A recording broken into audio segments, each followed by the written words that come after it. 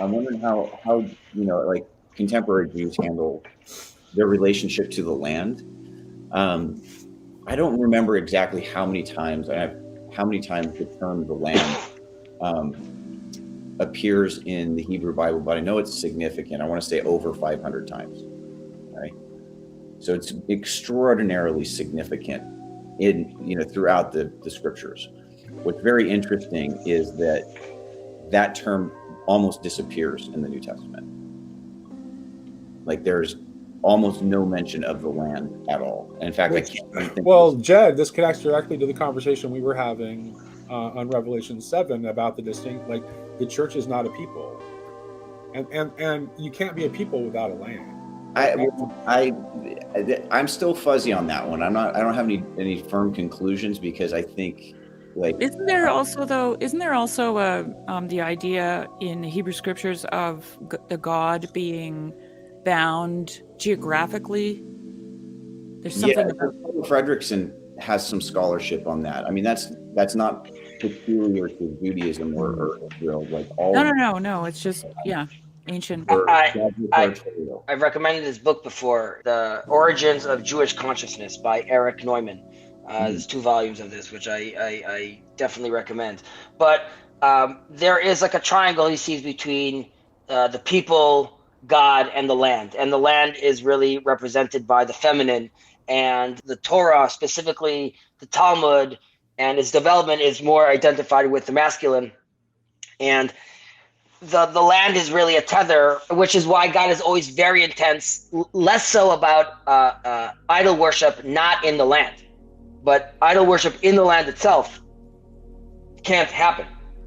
And the reason you need the land is because the people require, and this goes back to how one ties his shoes or how one plants a tree. And again, to this weekly portion about the tabernacle. Let me take a step back. There's the promise made to Abraham first, which is you're going to be, a great nation and a father of great nations, right? Ultimately, that gets distilled later on again with post Sinai. God is very much interested in creating a people, and this people needs to know. It ultimately matters how you guys relate with each other.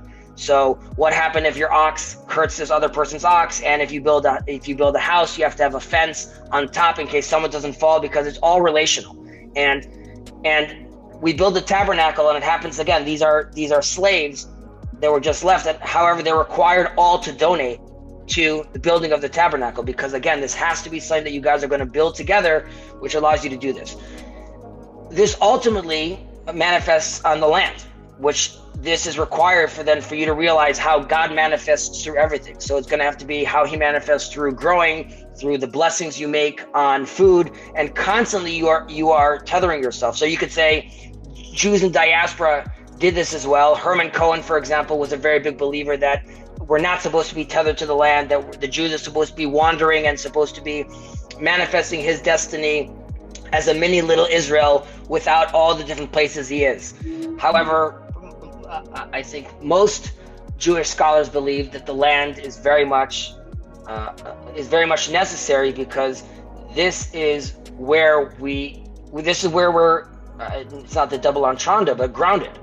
Because you could keep these things very spiritual. However, there has to be a place where this work manifests. So where you build your house, and then that house, literal and metaphorical roots need to make their way through. And the physical roots, you then lay on top of them another layer of spirituality, which you realize that not only am I spiritually connected to God, I'm also physically, and then again, spiritually connecting through God throughout these things. So I would say that the land is extremely important. And while a church could be a certain model of that, which is sort of like a land, it's sort of like the Cloud City, where Lando lives, Star Wars. This is a land that is like out there in space. However, it's not connected to, it's not tethered to the actual ground. So yes, I could drink water there. Sorry, please go ahead. I'm just going to interrupt you really quick, Cassie, because I just want to say this connects right back to what I was talking about, the Theotokos. They were connected to each other by an umbilical cord.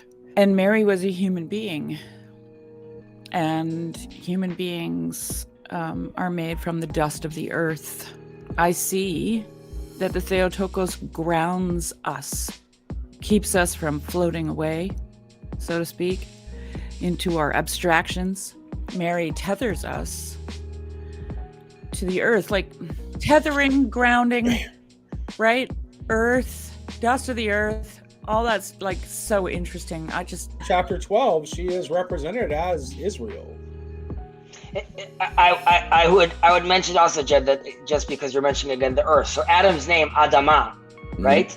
But his wife is not named Eve, or right. Ishti is not named Admati. She's not named like Adami, or like, that's because he sees her, again, this is a joint thing that he did together with God. He recognizes the earthly part of himself, but then defines her differently, because this is like a separate creation, so to speak. And we do this again with the naming of the animals. And for us to be part of this creation with God, it requires us to, and some of that happens with the logos, with the word, right? We take a concept and then we can actually manifest that. But that also has to be not only embodied, but also practiced out there in the world. So interesting.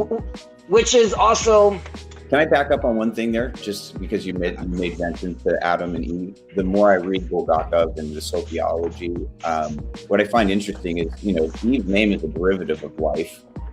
The wordplay in Hebrew, I forget how to pronounce the term, so I won't butcher it, but the tree of life and Eve essentially share the same name, right? When Adam names Eve. And so I see, like, it just reinforces what you're saying, is like, she is the echo of that tree of life that was lost. She's the echo of Sophia in creation, of wisdom and life beyond the duality of good and evil. And so I think it's kind of an interesting concept that the feminine plays from the very beginning.